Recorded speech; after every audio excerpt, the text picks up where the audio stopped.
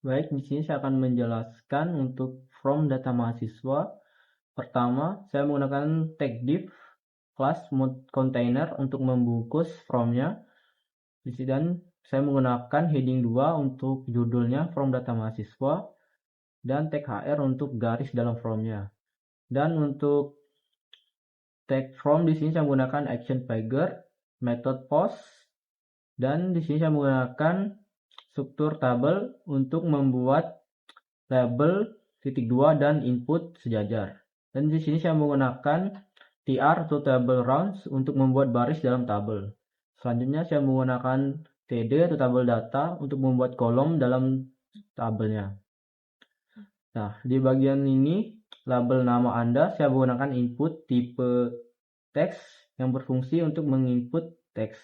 Selanjutnya jenis kelamin, label jenis kelamin saya menggunakan input tipe radio yang berfungsinya untuk memilih satu pilihan saja.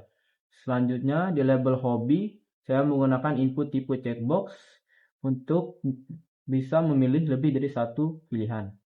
Selanjutnya di bagian label agama saya menggunakan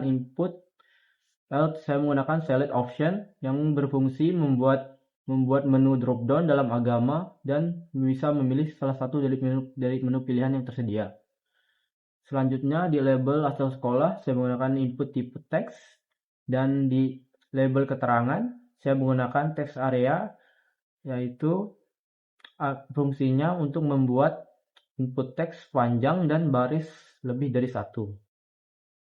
Selanjutnya di sini saya menggunakan div kelas button untuk tombolnya yaitu input tipe reset dengan value reset fungsinya untuk menghapus tulisan dan di sini input tipe submit saya gunakan untuk mengirim data.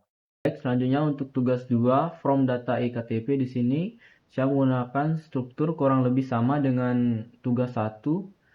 Di sini ada label provinsi, label kabupaten kota, NIK, nama, tempat tanggal lahir, jenis kelamin, golongan darah, alamat, RT RW, kelurahan desa, kecamatan, agama, status perkawinan, pekerjaan, kewarganegaraan, berlaku hingga, tempat dan tanggal cetak.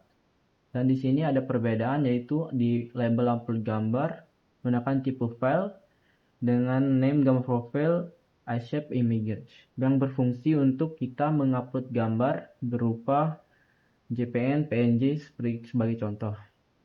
Dan untuk tombolnya juga saya sama juga satu. Baik, di sini saya akan menjelaskan CSS-nya. Di bagian body di sini saya menggunakan font family Times Roman serif, background-nya white yang berfungsi untuk mengatur tampilan semua halaman. Dan di sini di bagian container menggunakan width 90%, margin 20 px, padding 20 px, fungsinya agar konten tidak menempel di tepi layar. Dan untuk H2 dan H3-nya di sini menggunakan text legend center, margin bottom 20 px, fungsinya agar judul berada selalu di tengah. Dan untuk HR di sini menggunakan margin 20 px dengan 0, fungsinya agar memberikan jarak horizontal pada tepi garis.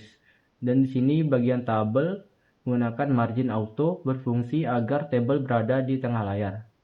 Dan untuk TD tabel data menggunakan padding 5 px dan vertical align stop fungsinya agar tulisan tidak berhimpitan dan selalu berada di sisi atas. Dan untuk input tipe teks dengan width 350 px dan height 25 px fungsinya untuk mengatur lebar dan tinggi ukuran tipe teks.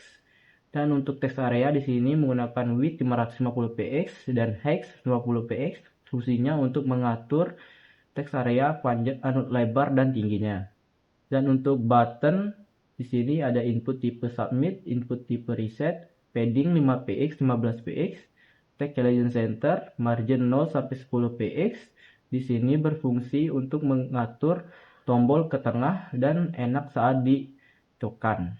Untuk tampilan form kedua seperti ini dan kita akan mencoba secara random, masukkan angka random di sini. Yang di sini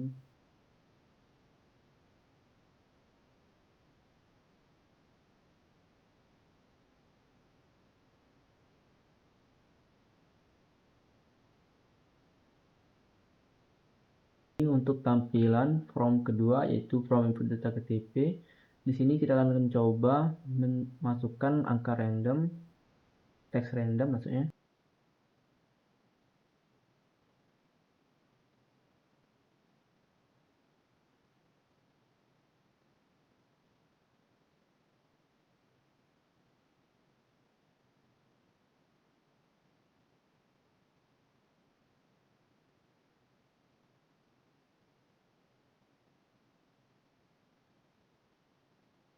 Itu aja video kali ini dari saya. Terima kasih.